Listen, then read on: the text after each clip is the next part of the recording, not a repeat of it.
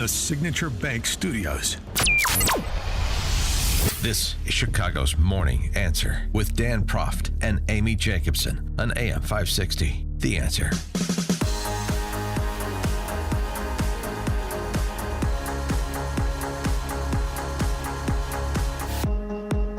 Top of the morning, Dan and Amy. So on Monday, Secret Service Director Kimberly Cheadle said what happened on Saturday, the assassination attempt on President Trump, the murder of a Pennsylvania firefighter, that was a failure. No question about it. And the buck stops with her. Although on Monday, there was also some insinuations that were attempted that it was local law enforcement's fault, which is a bit of a problem, that she doesn't have sort of message control of her agency either, because you have retired Secret Service agents, including those we've spoken with on the show, said Secret Service has control of that environment. Everybody is subordinated to their directives, and so it is Secret Service's responsibility, full stop. So that didn't sit well with people. And then yesterday, she talked about the roof of the building in question. Yeah, she said that it was too dangerous to position snipers on that sloped roof. That building in particular has a sloped roof at its highest point. And so, there's a safety factor that would be considered there, that we wouldn't want to put somebody up on a sloped roof. And so, the decision was made to secure the building from inside. Do you plan to stay on? Absolutely. I do plan to stay on. The decision was made to secure the building from inside by who? Oh, we don't get that follow-up. And where the Secret Service snipers were, and they fired the fatal shot that killed the gunman, that roof was sloped even higher than the roof that she's talking about. It was such a lame blank excuse. Well, the slope of the roof actually doesn't matter that much to me, because the point is, whether you're guarding that position from inside or on top of the roof, how do you let somebody who's not supposed to be there gain access to it? He climbed up. So where were the people guarding that building? And the other part, which is just continues to roil me, because we've seen this government accountability theater before. The decision was made. It made itself, or somebody made it? Give us some specifics on the conversations through the chain of command for reportedly the half hour that both Secret Service and local law enforcement, not to mention many of the rally goers, had eyes on this shooter. No, we don't get any of that. And one wonders if we ever will. Well, it won't be to the benefit of Secret Service or the FBI if we don't. Let me just say that. For more on the topic, we're pleased to be joined by Tim McCarthy, who was a retired Secret Service agent who took a bullet for President Reagan. He's also the former Orland Park police chief. Tim McCarthy, thanks for joining us again. Appreciate it. Good morning, Dan. Good morning, Nick. Good morning. So Ali Mayorkas said on Monday that Secretary of Homeland Security, he has 100% confidence, 100%, in both Secret Service and in Secret Service Director Kimberly Cheadle. Do you, after Saturday? Well, I've heard some things that are very troubling, that bother me quite a bit. As you pointed out, the Secret Service has total and complete responsibility and authority for the protection of their protectees, in this case, former President Trump. Regardless of what perimeter was set, it made no difference. The area needed to be secured. It wasn't secured. Whether it took a person on top, a drone, or any other technique, it should have been accomplished. They had counter sniper, and now we're hearing a little bit about a possible Iranian plot. So they recognize they had high ground problem. Well, when you have a high ground problem, you need to secure it. Now, you don't have to secure miles away, but you have to secure those areas that have a line of sight. They didn't. The story of the roof being a little too steep, I'm a little embarrassed by that, because we were trained to take a bullet, yet not stand on a roof that might have a little tilt to it. So there's a lot of unexplainable things here so far. There's a communications issue that has to be addressed. a number of things. So they need to get an investigation done quickly. I am a bit skeptical, like you. I'm a bit skeptical of, first of all, who is going to do it. I have no idea. I have heard that all they talk about is an independent investigation, but I haven't heard yet. So I'm a bit embarrassed, frankly, by what happened there, that a 20-year-old kid could get up on a building and take a shot at a former president of the United States, soon to be the Republican nominee. A lot of things went wrong. They need to be upfront and honest about it, and whatever changes need to be made should have been made yesterday. But frankly, this was a no-brainer. This was basic security techniques, basic, nothing out of the ordinary. Our history shows us we have two main threats for assassins. The historic assassin being the lone gunman that gets close to the protectee. We've largely solved that with metal detectors. It's been a half a century since the lone gunman got close. And then with JFK, of course, we had the sniper. We know that. That was a second. So those are the two greatest threats. And for whatever reason, it wasn't covered. There's nothing complicated about it at all. Should be no finger pointing. I've been both federal and local, as you know, and Secret Service can't do it without the assistance of all of the local police departments. But this is the basics. This is the basics. There's absolutely no excuse for this whatsoever. But so we talked yesterday on the phone. You said that, what you just mentioned, that Secret Service always has to work with local law enforcement. And according to reports, the Butler Township Police were in charge of the perimeter. So, but doesn't Secret Service tell them, like, we need to get on top of each building here? Because there weren't a lot of buildings. There was only 6 buildings, but the one where he shot from was only 130 yards to Trump. That there could have been some agreements to that effect, that you're going to cover this building, but it's more detailed than that. It's not that just you're going to cover the building. It's how are you going to cover the building? And then after that, when the security is in place, prior to the event taking place, you check all the posts to make sure that they're covered. Are all the metal detectors being covered, all the access points being covered. So it's a team effort, don't get me wrong. But Secret Service still has responsibility to make sure it was covered. And no one seems to know how it was covered. I hear now the building was secured somehow. The only way to secure those buildings is to put someone on the building or eyes on it full time. The counter sniper team, their head's on a swivel, 360 degrees looking around. Though they did their advance, they plotted ranges, they plotted elevation and so forth. But their head is on a swivel looking at a number of locations. So I don't know what they knew. And there's a lot of communications that we're going to need to be looked at. What people knew, when they knew it. The only thing I heard was when the shots were fired, agents responded and did a good job in that respect, covered the president, and then they heard the shooter was down. Now, there could have been a second shooter, but I think it was very reasonable for them to move the president out of that area to a safe room, in this case, the armored car. But the covering the high ground that's the basics. Again, high ground, lone gunman. Those are the two historical threats. That's what should be addressed. Can you explain to us what the rules of engagement are for Secret Service? For example, if a counter sniper has eyes on a shooter, like they perhaps did, I think they did. Perhaps, but let's just say perhaps did on Saturday. Well, the rules of engagement during my time were no different for a counter sniper team than it is for a police officer on the street. When someone's life is in danger of death or serious harm, they have the authority to use deadly force. They saw a person up there with a weapon. They have the authority to use deadly force. Now, you might get cut hairs if you saw someone up there with a weapon but not aimed at anyone.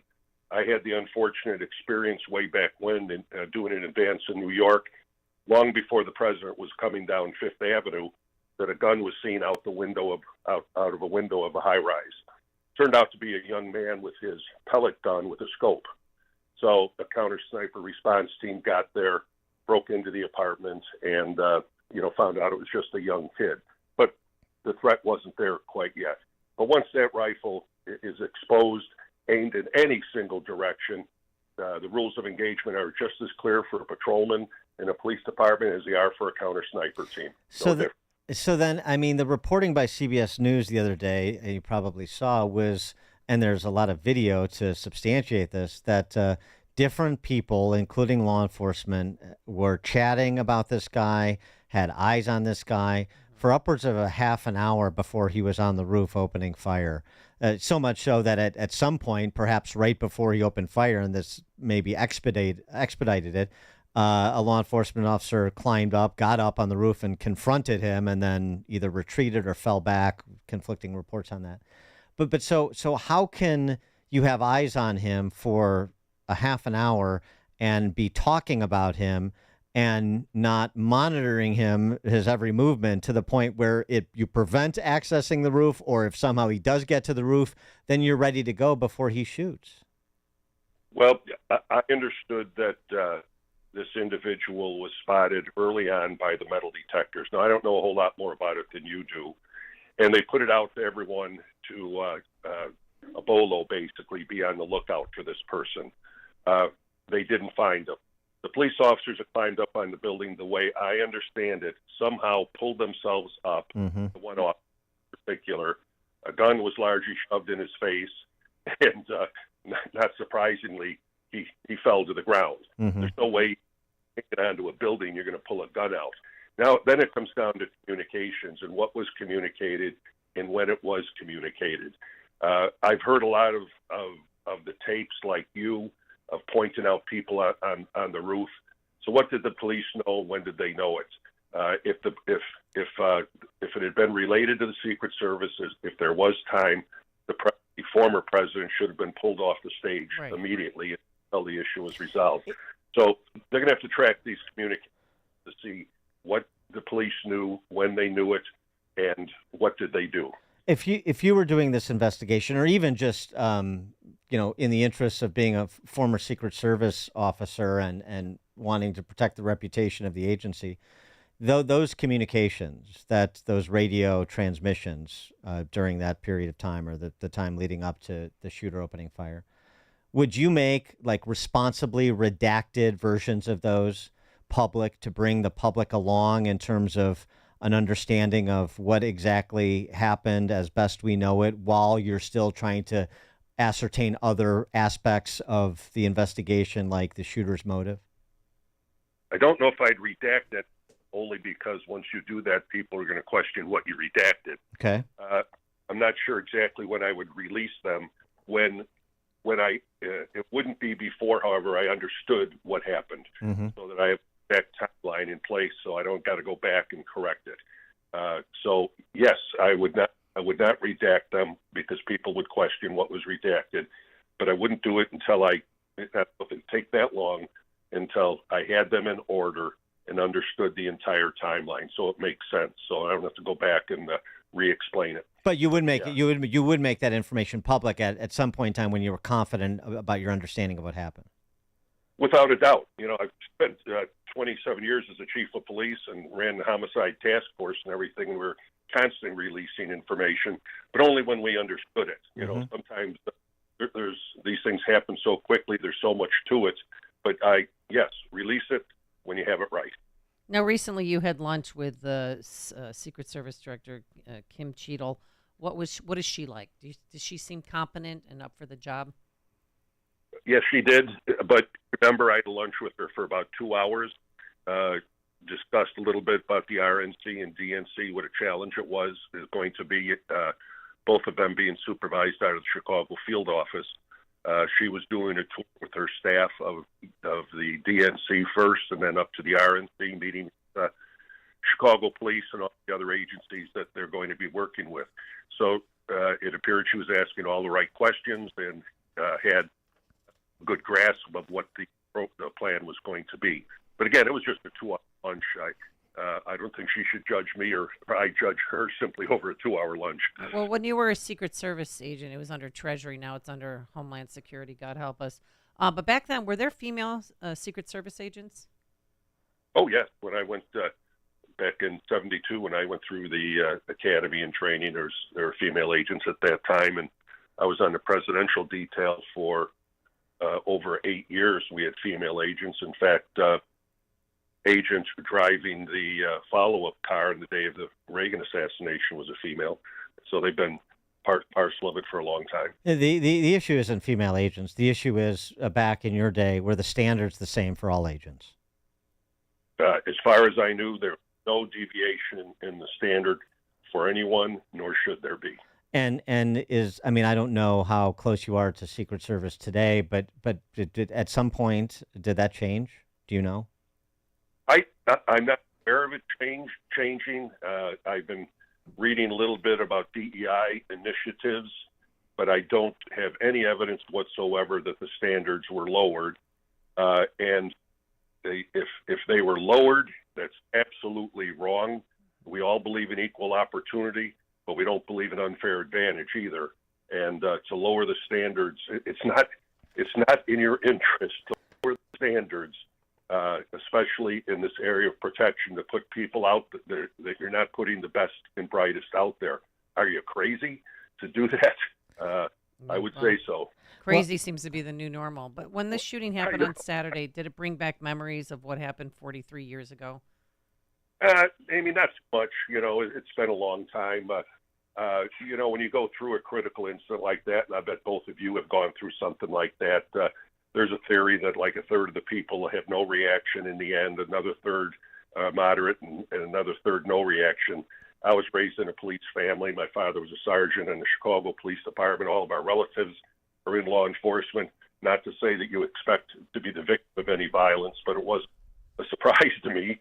But I was fortunate to recover. And in 3 months, I was back on the job.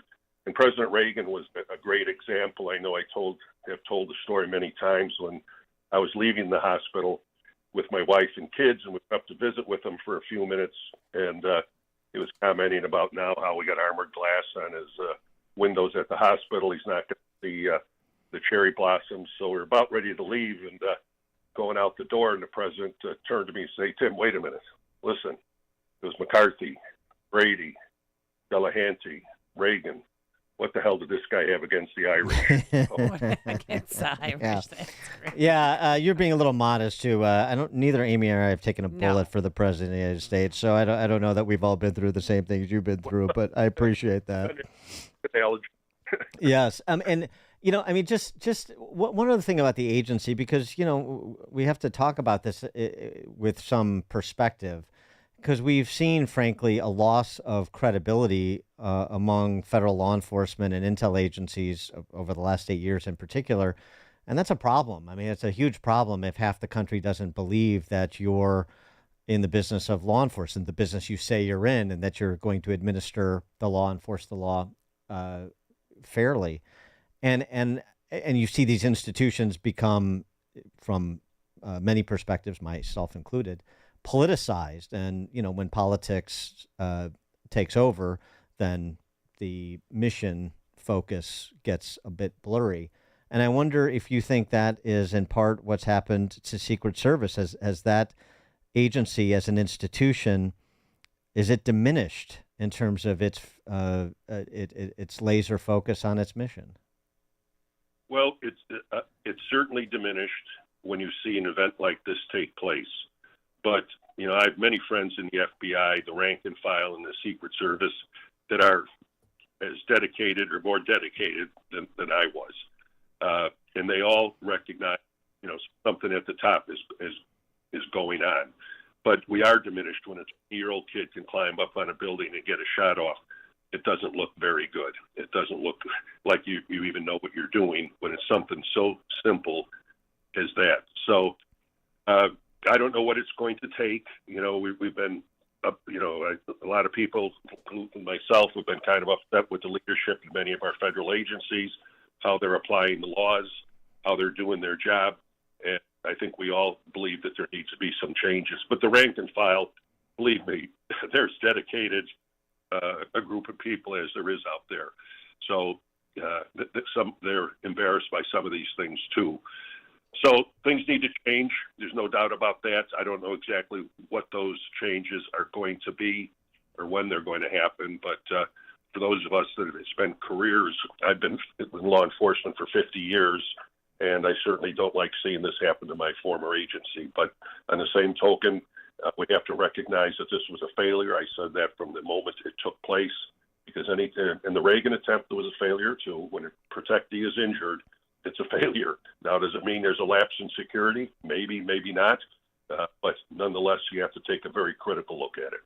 Tim McCarthy, a retired Secret Service agent and former Orland Park police chief as well. Tim, thanks for joining us as always. Appreciate your time. No, you're very welcome. Thank you so much. And he joined us on our turnkey.pro answer line. Coming up on Chicago's Morning Answer. We'll take a cleansing breath from all things Trump assassination attempt related. Focus local. There's some need for suggestions. The old City Hall suggestion box is open again.